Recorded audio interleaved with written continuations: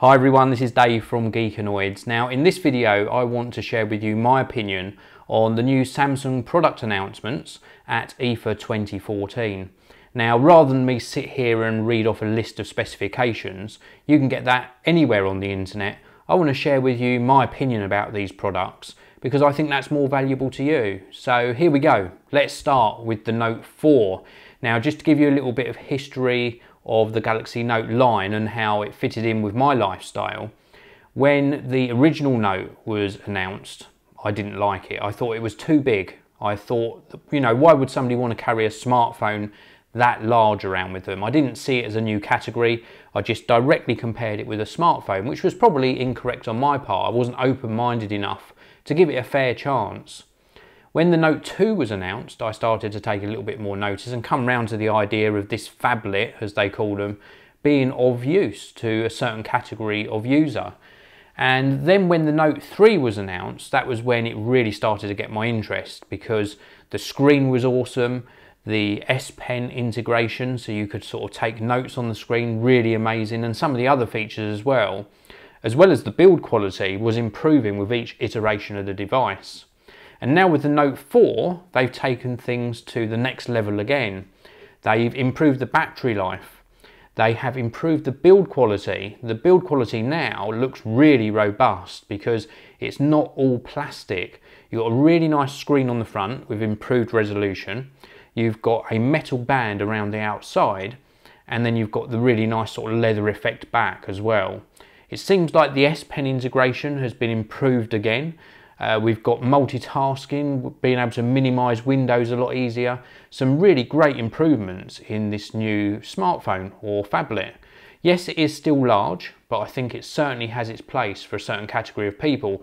And I really want to get one in to experience, to share that with you guys and girls. So when the Note 4 is available, I will get one into the Geekanoids studio.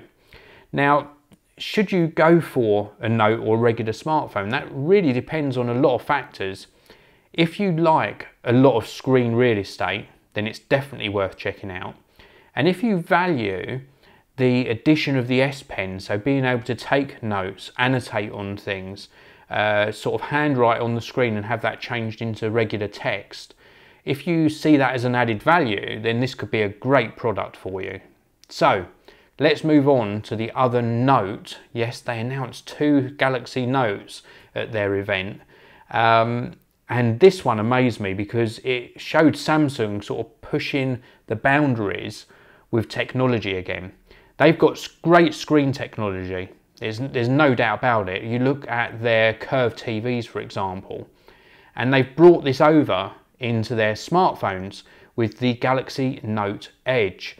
Now, the Galaxy Note Edge is very similar to the Galaxy Note, tiny bit smaller screen, but it's got more than one screen. It's got 2 screens. As you look at the device, the edge of the device is curved and there's a separate screen on the edge. It all looks like one screen, but they really are treated as 2 separate screens. And along this edge, you can get things like notifications. So you imagine laying the phone down on a table with that sort of curved edge facing you. You can get sort of news updates, notifications about text, etc. And it looks amazing. It really does look the part. Is it useful? Well, I don't know at this stage. I couldn't pass judgment on that yet because I haven't actually used one. But it certainly looks very interesting and gorgeous, really gorgeous design. One of the things they showed that really does use the screen, this second one, the little strip down the side, to its best capability is when you go into the camera feature of the Note Edge, and the controls for the camera go along this tiny little strip along the edge. It's very hard to demonstrate to you, but you imagine that you've got the main screen that you're using as your viewfinder, and then at the top of the screen you've got this curved edge which has got the controls on. Really very good indeed. I certainly hope that third parties start to take advantage of this curved part of the screen and integrate it to add extra features to their apps. Only time will tell if that happens. Between the Note 4 and the Note Edge, the specifications are pretty much the same. So you have to decide whether you want a regular phablet style device or whether you want to give this new curved screen technology a try. Now, the other product they announced was of great interest to me, the Gear VR. Now, the reason this is of so much interest to me is because just last week I've been looking at these Sony sort of personal viewers, and they're like a headset that goes on here, and it's got two OLED screens in front, and then you can watch movies with a really immersive experience. It's like the movie is on like a 150-inch screen or bigger, so really good experience for viewing back movies. That's not what this does. This is very similar to the Oculus Rift. Now, I've been looking at the Oculus Rift myself. Again, it's like a headset. You put it on, it's got two OLED screens in front of you, gives you a really large viewing experience, including 3D, but it also puts you into this virtual reality world. So as you look around, things move around in your field of vision. So really great sort of tracking. Now, what the Gear VR does is it actually uses the Note 4, so do bear that in mind. You need a Note 4 to be able to use this, and you snap the Note 4 onto the sort of headset, put it onto your head, and you're in this virtual reality world.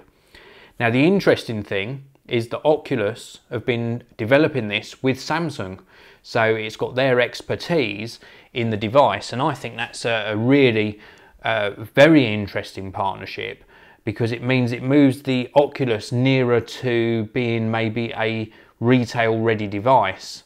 So although I like the Gear VR and I do want to give it a try, it excites me because it means, you know, are Oculus near to actually releasing a final product to everyone else rather than their developer kits. So watch that space with great interest. I know I will be. And then last but not least, they also announced another watch, the Galaxy Gear S, running Tizen. It's not an Android Wear watch, but it does so much more than a regular smartwatch. It doesn't rely necessarily on connection to your smartphone, so you don't necessarily have to have it connected to your Samsung Galaxy S5 or your new Note 4. This particular smartwatch has a larger screen. I think it's something like a 2-inch screen, a curved display, and enough for a row of, I think it was something like 6 icons on it, but it also has 3G in it, so you can actually make and take calls, reply to texts, etc. It's got a keyboard on the screen. If you remember back to my video where I covered the Orsto X3, which was a smaller smartwatch with a 3G SIM card in it, very similar to that, but a larger curved screen with the styling that we've been used to seeing coming out of the Samsung camp. So a really interesting device.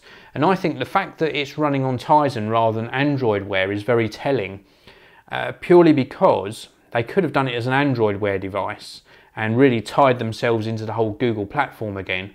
But I think Samsung are moving across to Tizen very slowly, and you'll probably see a lot of devices come out maybe next year running on Tizen rather than on Google Android. But the Gear S looks fantastic, albeit very big. It does take up a lot of sort of wrist real estate to give you that experience on the large 2-inch screen. You can pop the screen out and put it onto different coloured wristbands. They would have to be Samsung wristbands. You couldn't put a regular watch strap on, as far as I know. But yeah, very interesting indeed. Whether or not it's for me, I've been sort of on the fence with smartwatches for a while now, and I think with all of the smartwatches that I've tested over the past few months, the one that sort of stays with me is the Martian Notifier as being my favourite, because it wasn't so intrusive. You know, it wasn't a screen you were constantly looking at every time a notification came in. It was a regular watch that happened to have a notification window on it. So that worked for me. So I'm not sure whether the new Galaxy Gear S will work for me, but I will get one in again to have a look at. So that's it. That was all of the Samsung announcements. Really very exciting. And just to recap, the Note 4 for me is the one I'm going to get in and have a look at. If I can get hold of a Note Edge to have a look at as well, to share my experience with you, then I will. The Gear VR, the virtual reality headset, again, I would love to try that out. And last but not least, the new Gear S smartwatch. So plenty to choose from Samsung for this year.